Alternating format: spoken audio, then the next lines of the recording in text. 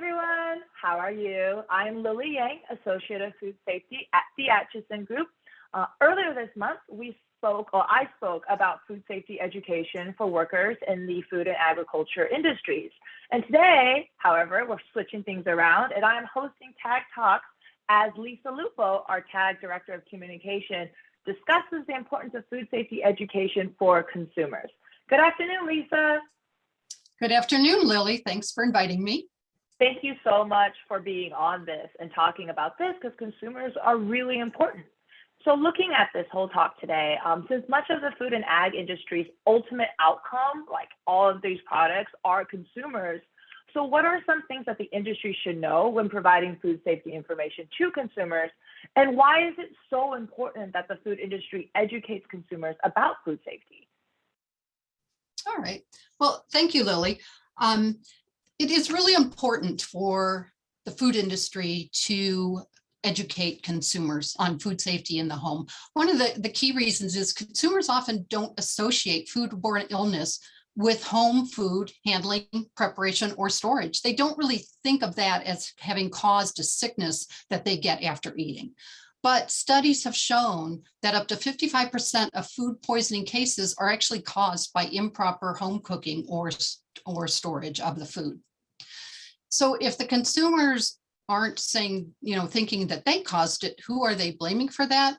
Usually the manufacturer. So if a consumer gets sick after eating your food, not only is their health suffering, but they're losing trust in your brand. And if they post it on social media, that trust is going to go even farther. So should the manufacturer push back and start placing fault on the consumer? Not really, because it's unlikely that the consumer purposely mishandled the food, because who really would want to make themselves sick? So it's more likely one of pretty much four things. They are either doing things the way they or their mom or grandma has always done things, and we never got sick, or they don't know that what they're doing is wrong or risky. They may just be following a cultural norm, or they simply think it won't happen to me.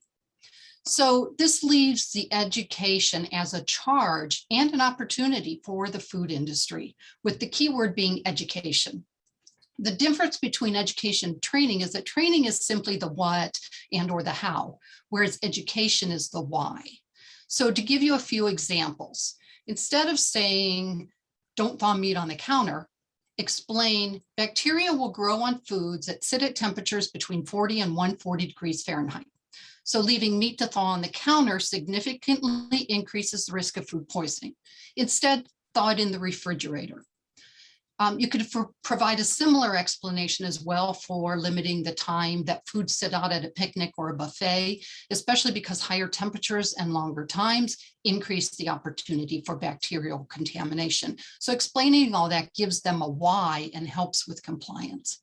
Another example is saying, don't eat frozen vegetables without cooking. Many people don't even realize that this is the case. So instead, explain that frozen vegetables are packaged as ready to cook, not ready to eat, meaning that they're not processed with a kill step, so they don't eliminate potential contaminants. So they may contain bacteria that's only killed when properly cooked, which now is up to the consumer to do. Now, addressing a cultural norm or the it won't happen to me mentality can be a bit more difficult, but it still benefits from education.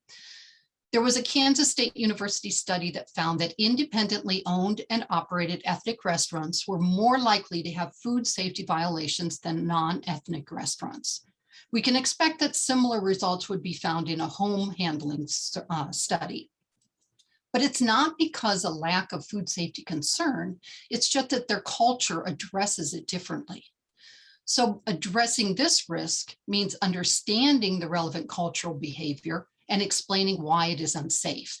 And in her presentation, Tag Talks on food safety education for workers, Lily went into a great deal more on cultural education that can be applied to the consumer as well. So that would be a really good one to watch as well.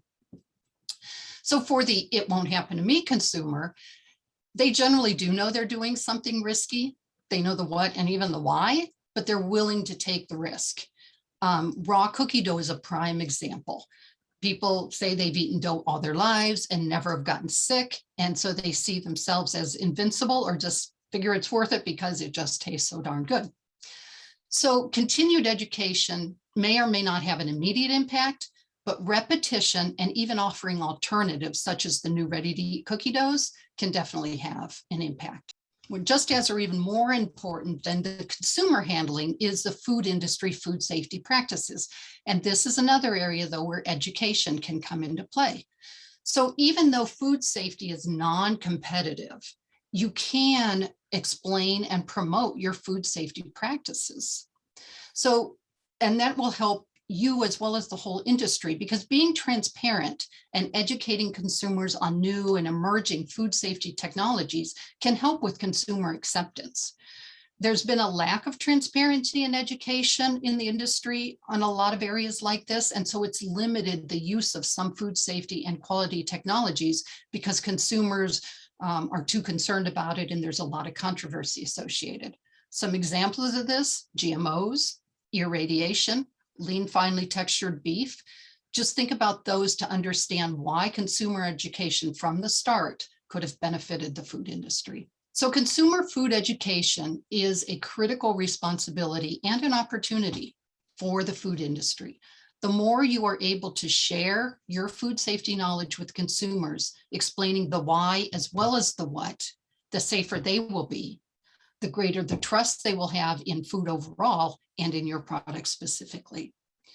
So there's a quote from Maya Angelou that I really like. I think it says it really well. She said, "I did then what I knew how to do. Now that I know better, I do better." Oh my gosh.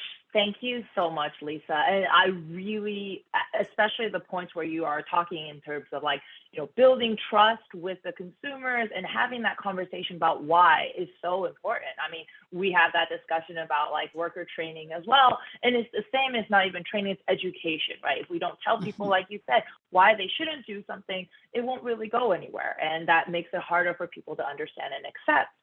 So like based off of all that you're talking here and like kind of looking and tying that into like the food safety education as a whole, what are some ways that TAG can help assist with companies to help them with the educational process or to support them?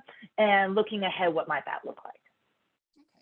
So one way to think about this is just as businesses have seen that working to implement a food safety culture in your facilities requires a behavior change, but that behavior change doesn't happen overnight. So it will take a focused effort on really understanding the current and cultural practices and perceptions of the consumers, then developing messaging to correct the misperceptions and encourage safe practices, but also focusing on relevant messengers as well as messaging so people they can relate to. And then finally, really beginning with your own workers so that they carry the food safety practices they've learned in your facility to their home and even become an advocate with other friends and family members. So TAG has assisted customers and the food industry with messaging like this, and they can help your efforts as well.